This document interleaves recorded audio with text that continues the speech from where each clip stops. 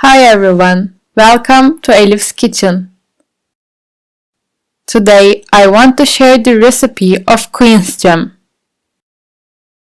You can make it easily with pressure cooker without using food coloring. For my recipe, I have 1.5 kilograms of quince. I washed them well and peeled the shells with cucumber peeler. Then I cut them in half and cleaned the inside. I'm getting them into the water immediately to prevent them from darkening. By the way, don't throw away the seeds. We are going to use them. I will add them into the jam. I'm cutting them into small cubes as you see in the video. I cut them directly in the water. You can cut them into the size you wish. Then I get them to the filter. I strain them thoroughly. Now I measure my quince with a bowl.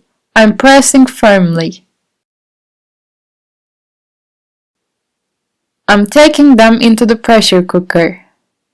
My quinces turn out to be 3 bowls. For each bowl of quince I measured, I'm using a bowl of sugar. So I used 3 bowls of sugar. And likewise, for each bowl of quince I measured, I'm using 3 tablespoons of water. So I added 9 tablespoons of water.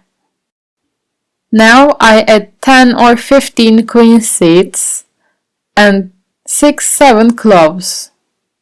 Quince seeds and clove give it a beautiful color to our jam and make it red. Now I add a teaspoon of butter. This is necessary to prevent our jam from overflowing or excessive foaming while we are cooking it. I close the lid and put it on the stove. I cook it over medium heat until the pressure cooker whistles. Then I cook it for 10 more minutes on low heat. I opened the lid at the end of 10 minutes. Now it has a watery consistency.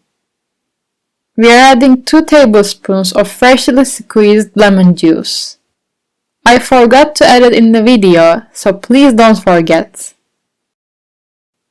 I cook it on high heat for about 10 minutes until the jam comes to the consistency we wish. By the way, I take out the foam formed on top occasionally. I take a small amount of jam to the freezer and check the consistency. As you see, it is thick. This means it is ready. I reached the desired consistency. I'm taking the jam from the stove. You should adjust the cooking time according to your jam's consistency. You can see its consistency as it got cold in the video. It is very delicious. I take the cloves and seeds out and fill it to my cans.